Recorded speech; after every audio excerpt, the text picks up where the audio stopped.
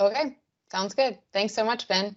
And thanks to everyone that's joining us today. I know it's the end of the day in a conference, which is always a struggle to get through in many ways. So I appreciate that you're joining me in your evening. And after this, maybe you heard us chatting, you can go to one of those nice beer gardens and, remember something, but not from this conference if you're Ben.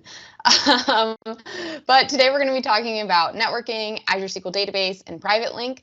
And I thought this would be a good topic because, in my opinion, at least, networking is something that a lot of SQL people don't necessarily know a ton about, like, just enough to get by. And I think with some of the recent innovations that we've done around private link, there are a few things that you need to know to continue to be on that path. Of course, I will put out the disclaimer that I am not a networking expert. I'm just familiar with some of the options for Azure SQL Database. So if there are some very complicated questions, I'll probably have to look them up and get back to you later. But I will share my contact info. So if you do have questions that are complex or just questions in general, you can always use me as a resource. So let's get right into it. I'm going to try to use a lot of demos today and less slides. Really, I wanted to start with an Azure SQL overview. This is kind of how I start all my sessions because there are a lot of options in Azure and I know there's a lot of confusion. So I just like to start out by saying what those options are. And we don't help you at Microsoft because we keep rebranding these things. So here's the current lay of the land. So in Azure SQL, we have three main deployment options: SQL Server and Azure Virtual Machine. This is infrastructure as a service. This is just SQL Server, the version you want, on the VM you want, on the OS you want, that sort of thing. Then we have our managed services, so platform as a service. Azure SQL Managed Instance, it's like a managed SQL server. So you basically get all the benefits of running with evergreen service with an SLA, but you also get access to instance scoped features. So maybe you need those instance scope features. So Azure SQL Managed Instance is a great way to go.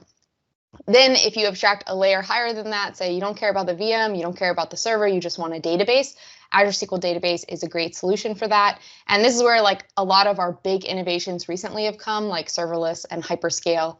And that's actually Azure SQL Database is what we're going to focus on today. Some of the options that are available and some of my recommendations and hopefully some demos that help you understand kind of what the differences are and how you might go about setting them up.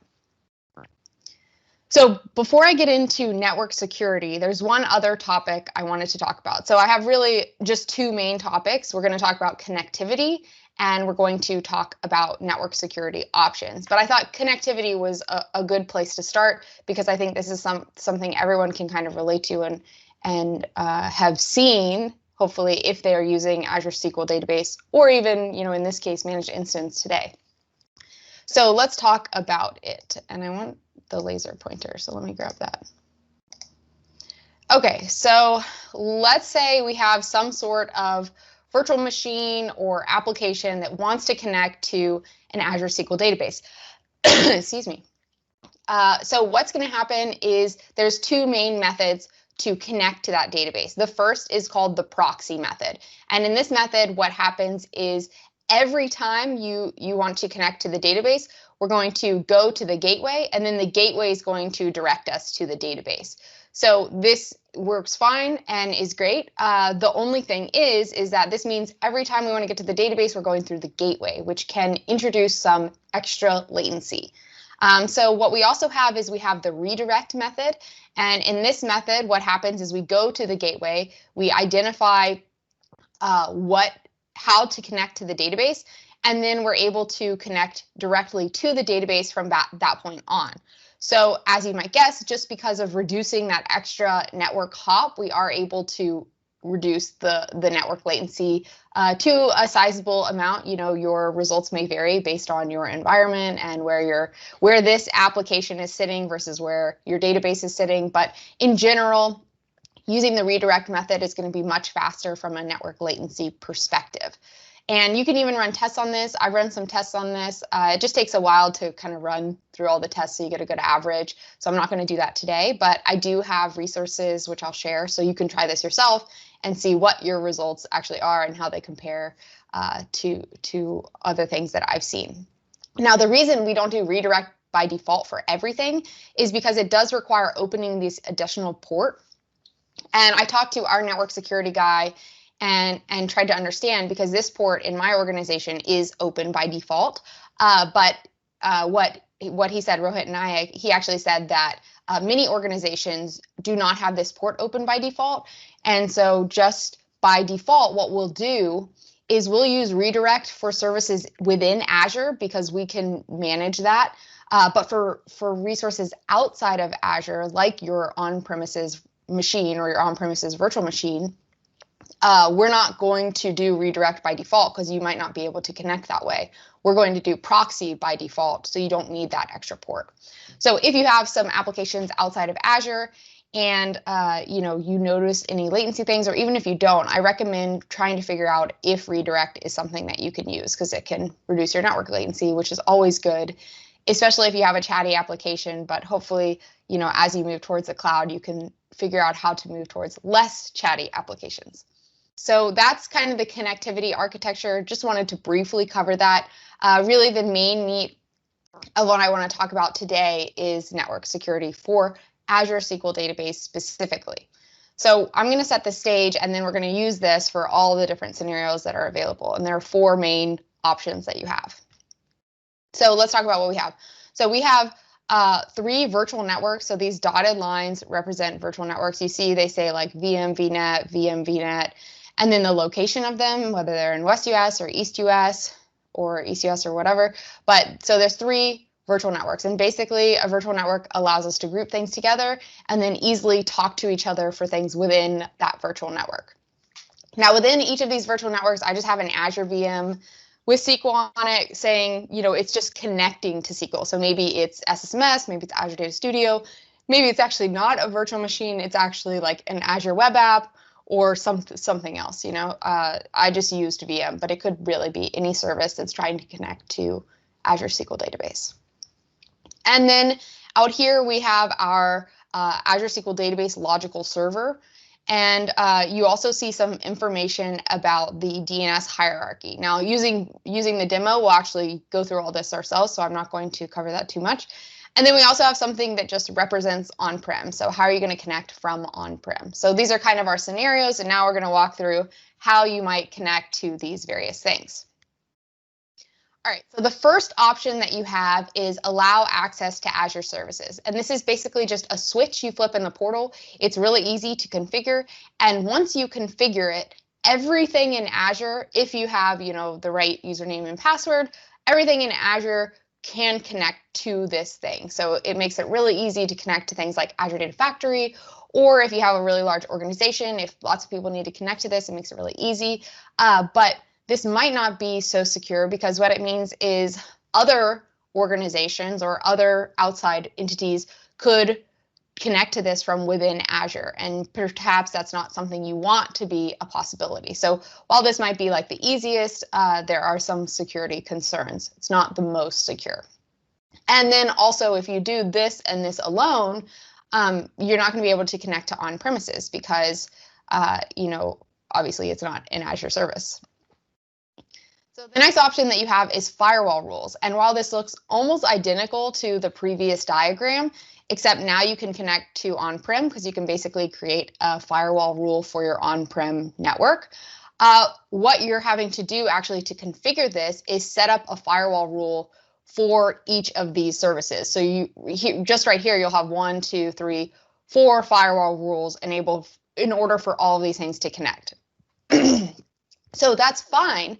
But there could be some challenges with this, right? Because a lot of virtual machines have dynamic IP addresses. So now you have to somehow figure out a way to dynamically manage these firewall rules, which is possible, but it does take a little extra work. And it also means that every single virtual machine or app, so let's say I have 10 users or VMs in West US, I'm going to have to create a firewall rule for each of them and also manage if they have dynamic IP addresses. So before I go any further, I wanted to show a little demo of that. So let me switch over here. So first what I'm going to show you is in the portal how you can manage these things. You can also manage them using command line tools. But in the portal, you see I have my Azure SQL Database logical server. And in the left, what I can do is I can go down to firewalls and virtual networks. So there's a few options here. Just to cover them briefly, we recently added this item to set the minimum TLS version. So this basically means if someone connects from something, in my case, below TLS 1.2, they won't be able to connect. And by default, we actually don't set a minimum TLS version just because we don't want to break you if you have some legacy application, but we highly recommend that you do move to the highest version of TLS. It's just going to help you be more secure. And I know we didn't talk a ton about that, but I wanted to throw it in there. Then we have this connection policy, which we talked about, the default, proxy, or redirect. So you can kind of set that within here. And right now you can see I don't have any VNet rules. I don't have any IP firewall rules. All I have is this allow Azure services and resources access to the server.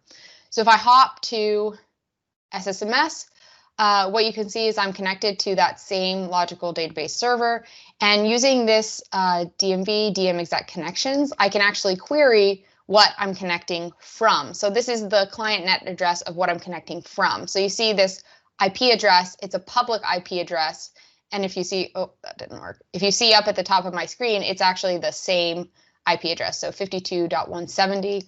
And I also have this. This is that same virtual machine. You see that IP address right here. So I'm connecting from the public IP address, which is fine, but not necessarily the most secure. And what I can also do in the Azure portal is say, okay, I don't want to allow everything. Like we said, this is not the most secure way because basically anything or anyone in Azure could try to connect to this. So I'm going to set this to no. But if I set this to no, then nothing's going to be able to connect. So I'm also going to add my IP address, and I can do that really easily. And so I'm going to save this. It doesn't take very long to save.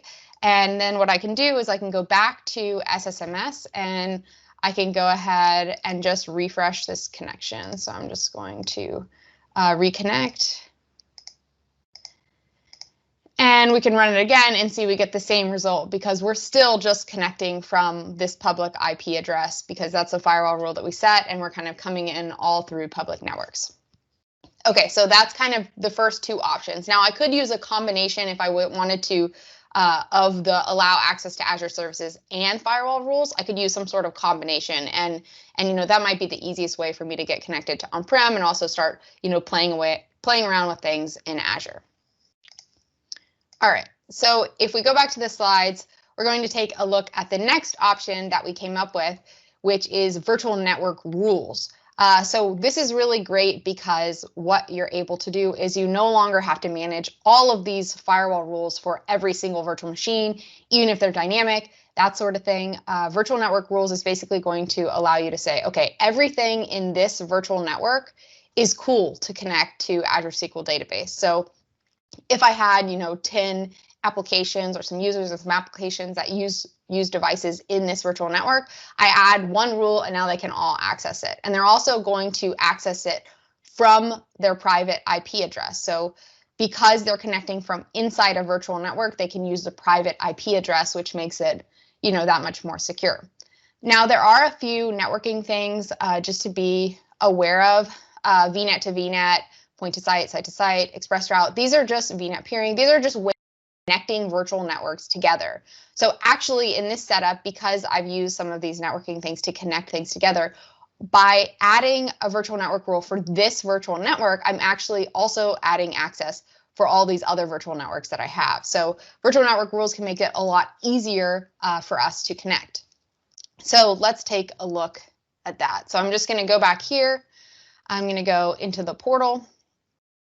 And I can actually delete this client IP address rule, and I can add a existing virtual network. So what I'm going to do is add this virtual network where this virtual machine is. So that's going to make it easy. And then also what you'll see is it's going to add the Sql Service Endpoint. Now what this Sql Service Endpoint does, and it just takes a few seconds to complete, is that excuse me, I have a tickle. But what this service endpoint does is it basically says, okay, for this given virtual network, it's okay to let SQL services connect through their private IP address. So that's something that definitely helps. You need this service endpoint, so don't do the ignore. I'm not sure why it's even an option. Okay, so this takes just a few moments. Just to remember, you see the virtual network there. If I switch over to my virtual machine, which I'm connecting with, you can see this is the virtual network where it's running. Is this endpoint free? Yeah, at this point, we're not deploying anything, right? We're just saying, okay, you can connect from the private IP address of my virtual machine. I don't actually have a private IP address for my SQL Server database at this point, but that's a great question. So what I also want you to note is this private IP address of my VM, 10.1.0.4. So now, hopefully that's gone through. Looks like it has. So I'm going to swap back to SSMS. I'm just going to refresh this connection. It always wants to connect to Bob. And I'm going to run this query again. And now what you see is I'm no longer connecting from my virtual machine's public IP address, but I'm connecting from my virtual machine's private IP address. And that's because I'm coming through the virtual network. So since I'm coming through the virtual network, I can use the private IP addresses. So this is one more layer of security. And if I hop over, nope, not that one. This one. If I hop over to here, I can use something called NS lookup, and this basically just allows me to take a look at the public DNS hierarchy that's available. And I'm just going to run this again so you can see it. But what we're seeing is even though we're connecting from the private IP address of our virtual machine, if I query this logical database server, I'm still getting some information about the public DNS hierarchy. For example, I can see the control ring, the region. I can see even information related to the data slice in the traffic manager and some sort of IP address. So these are things like maybe you don't necessarily want these things to be publicly available. Fun fact, this address up here is specific to Azure, and basically any service coming from Azure is going to have an address related to this one. So really what we would love is if you couldn't see this type of information, because it does give people information about the database server that you might not want to be publicly available. So that's virtual network rules, which are great. Definitely simplifies how you can connect to them and gives you, one layer deeper of privacy when you compare it to firewall rules. But you still have this issue with the DNS hierarchy. So we came back to the drawing board and said, okay, so what we really need is a private endpoint. And if we think about what a private endpoint would mean, is what you do is you basically have this pointer endpoint that's located inside a virtual network, and it has a private IP address. And the only thing it talks to, it's the only thing that can talk to SQL. So really the only way you can get to this is through that private endpoint. So actually this line should go away. But this is the only thing that can connect to SQL. And by doing this sort of thing, you can actually shut SQL off from the public internet as well, or called deny public access. So this is really secure. And the reason these two things can talk, and even these two things, is because they're all considered as part of a connected virtual network. And so you can talk using your private IP addresses. So this is something that's really great. It's not specific to Azure SQL Database. It's just something that Microsoft overall is moving towards with our services. So let's take a look at how you might go set this up. So I'm going to go into the portal. I'm just going to search for a private link. And so we have this private link center, so you can see that there are multiple services available, multiple ways to create these endpoints. And I'm just going to go ahead and select my resource. I'm going to call it AW server to private endpoint. I'm going to put it in the same region, but you can put it in whatever region you want. You can kind of put this pointer where you want it, and then your resources will be able to connect. So I'm going to, actually, I'm just going to type SQL. It's easier. SQL, and then I can select the resource, and I can select, that it is a SQL server. Now, when I go to configure it, I have a few options. Which virtual network do I want to put it in? So I'm going to put it in the same virtual network where my virtual machine is. And then I can choose to integrate it with a private DNS zone. I'm not going to get into that today, but that is an option that's available. I can add some tags, review and create, and go ahead and select create. Now, this is going to take just a few moments to create. So what I'm going to check is, Jonas asked a question, do you get billed for traffic to this endpoint? I'm not exactly sure how, to be honest, I'm not exactly sure how billing to endpoints works, but I will say this is what we were looking at earlier with virtual networks. It would be no different whether you were going through firewall rules or virtual network rules. So I know that's not a great answer, but hopefully that gives you some clarity. So now we can see that this private endpoint has deployed. So what I can do is I can go back to SSMS, and I can go ahead and I can refresh this connection. But something to think about when we look at refreshing this connection is that I don't expect this to change, right? Because we're still coming in through the virtual network. So you can see it's not changing this any, because we're still just talking to things through a virtual network, so they can talk through their private IP addresses. Now, what I would expect to see something different is if I run this again, and we'll see if it's updated yet. But basically what you can see is this was the old answer or result. What we get now is we still get this Azure IP address, but what we're getting now is no real information related to this database, right? This private IP address is basically useless unless you're inside the virtual network. So that's not really helpful. And then you just see the DNS name as well as the DNS name with private link in it. Now, a few things to note here. You can't connect directly to this or to this, right? You only connect the way you connected before, which is great because that means I didn't have to update any connection strings, but in the back end, they're taking care of all this redirection for me. And also from a public standpoint, I'm not getting any information about this database, which is really, kind of the goal.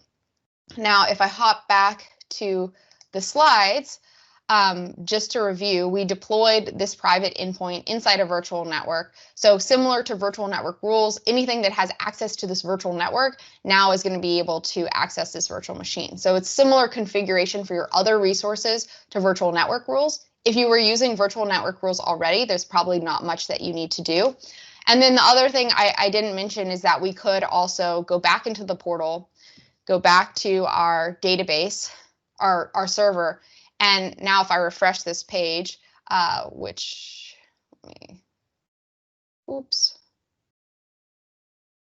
I refresh this page, we should be able to now see that we can deny the public network access. Now, notice before we weren't able to set this setting because we weren't using a private endpoint, so it would immediately just lock us out.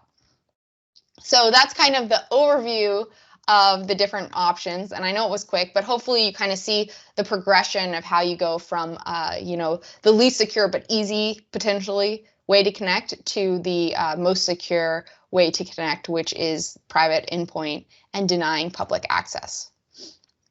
We already kind of saw the demo, so I'm not going to do it again. Now, if we think about managed instance, and I know this was a session on Sql Database, but I wanted to say that everything you just learned about Sql Database does, at a high level, apply to SQL Managed Instance. So this would be how you would connect to your Azure SQL Database, right, with a private endpoint. But with a managed instance, what happens is there's a specific subnet for managed instance, and lots of details about this. They're very specific for what's required here, and only managed instances can go in this subnet. A subnet is just another way of grouping things within a virtual network.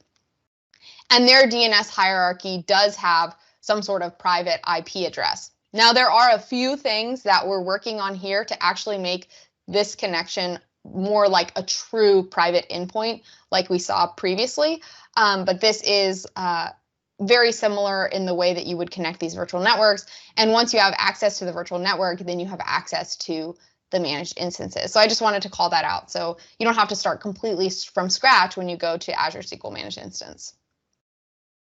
So if we step back and say, okay, what am I supposed to do here? So for Azure SQL Database, our biggest recommendation is to configure private link if possible, and then also to deny public network access. Now, if it's not possible, my recommendations would be to allow Azure access to Azure services off if you can, configure firewall rules if you can, and the best would be to configure virtual network rules. And at the end of the day, like I said, I'm not an networking expert, but these are some things to be aware of. I definitely recommend working with your networking organization to figure out what the best way to enable connectivity to your databases or managed instances are. And so if we take one more look at this, and this is something that might help Stefan, who says, what's the difference to trusted VNets configured on Azure SQL? Actually, I'm not exactly sure what you're asking, Stefan, if you don't mind trying to clarify. But what I'm going to do in the meantime is I'm going to summarize what we talked about, how you can connect to this database. So if you have an incoming connection, let me see if I can get that thing to go away. Basically, if you have an incoming connection and the first kind of decision point is deny public network access set to no or yes, which if you aren't using private link, it's going to be set to no. So if it's set to no, then what you have is, was there a virtual network match in the firewall rules? And if there was, then you can connect to the database. Now, if that doesn't happen, but there's a database level firewall rule, and this was something we didn't talk a ton about, but you can actually set firewall rules at a server level and a database level. So if there's a database level firewall rule, then you can connect, but only to a specific database. And if there's a server level firewall rule, then you can connect to the whole server. And if you can't get through any of those ways, then your connection is denied, right? Now with private endpoint, what you do is you kind of eliminate all of these things, and you're just able to connect via the private endpoint on a server level. So this is kind of a summary that Rohit put together, and I think it does a pretty good job of summarizing. I did want to thank our sponsors. This has been a really great event. I have some resources, and now I'm going to look back at what Stefan was saying. So let me see if I can understand. With private endpoint, you move the database to the virtual network. With a VNet rule, you only allow VNet access over the public IP. Yes, that is exactly right, Jonas. You hit the nail on the hammer. I'm not sure if that answers your question, Stefan, but please let us know. And yes, Rob is also right. There's more control for DBAs in this sort of method. Keep your questions coming. I'll just talk about a few of the resources that are available. We have our GitHub site, which has tons of resources. I actually document this lab step by step, so you can actually go through this whole exercise and explore for yourself kind of the differences and what you think might be best for your scenario. In Microsoft Learn, there's built-in Azure sandboxes. You can actually go through all this stuff for free, so that's something to check out. And then some shameless plugs for some other videos that I do is down here at the bottom. Bob Ward and I did a 61 video series called Azure SQL for Beginners, and twice a week I get on Data Exposed on YouTube and Channel 9, and we do a show with MVPs like Ben and Rob, who are on the call. And we also get together with program managers on our team, and we talk about some of the new things, some of the interesting things, some tips and tricks. We really do kind of a wide variety of things. And then maybe the most important link, if you want this deck, is the link to my GitHub, where you'll find this deck under the networking folder, I think. And if you want to stay up to date, you can follow us on Azure SQL. Any other questions? Feel free to just come off mute and ask.